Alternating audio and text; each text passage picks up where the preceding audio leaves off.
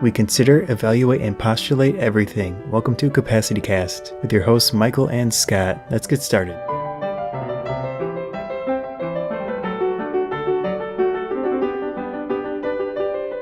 Millennials, everybody loves them or hates them. Mm-hmm. They are killing countless industries, supposedly, from napkins to Applebee's. Yeah, according to this article that we'll link in the description, psychologically scarred millennials. Yes.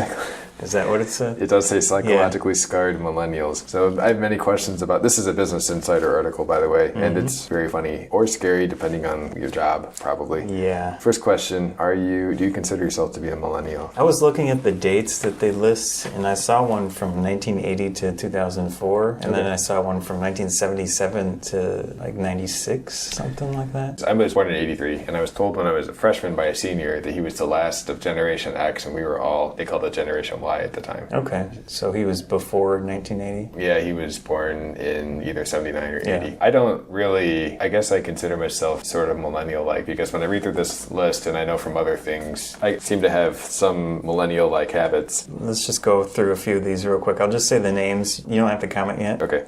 We've got motorcycles, we've got home ownership, yogurt, or actually light yogurt is worse than the regular yogurt, apparently. Bar soap. I remember, Diamonds was on there. Fabric softener is a big one. Banks. I don't know.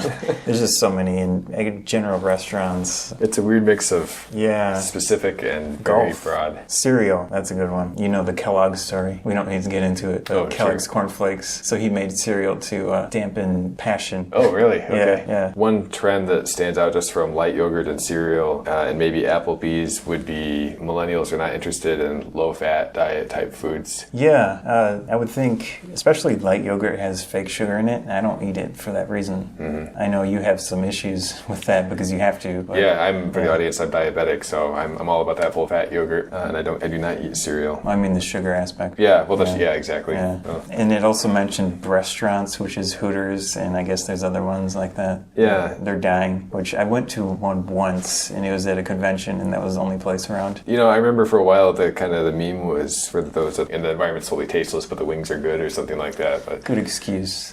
Yeah. So between like the Applebee's, the casual dining chains dying, and then the Breastaurants dying, what they have in common is that they're sort of expensive, relatively expensive for the quality of food, mass market chains. I know we don't live in what I would call a particularly good town for food or city for food, but still I can think of 10 places that have way better wings than either of those places. Yeah. And that's a new thing in the last 10 years. Also, fabric softener, diamonds, designer handbags was one. When you group those together, they're potentially things you don't need. Those three things might have kind of also an ethical component in common. So diamonds, people are concerned about blood diamonds from Africa. Controlling the market and selling them at a high price when they really shouldn't be, when there are technically a lot available. I guess with the fabric softener, isn't there sort of a kind of a movement to maybe not use a dryer by people like clothesline? So they're going minimal in general with that. Yeah, more efficient. So what I'm taking away from this is that these millennials, it sounds like they're being smart with their money. It sounds like they're being efficient. It also mentioned oil as something that needs to go away, and I don't know how millennials are affecting it, but it's a global thing. So the big item on there, as far as that goes, would be homes. People aren't willing to spend between $100,000 and $300,000 on a house. I think that has a lot more to do with the economic situation. Most of this generation graduated into debt. Huge student loans from 2008 till arguably now in some areas of the country harder to find a job than it used to be. Well, then pre-millennials, what are they, the baby boomers? Is that what they are? Generation X. Yeah, they're staying longer in their jobs. The boomers are, yes. Yeah. Yes. So that affects the millennials and everyone else. Yeah, the average retirement age is going up. To me, that seems just more of a frugality trend. But are they delaying these purchases, or are they just never going to do them?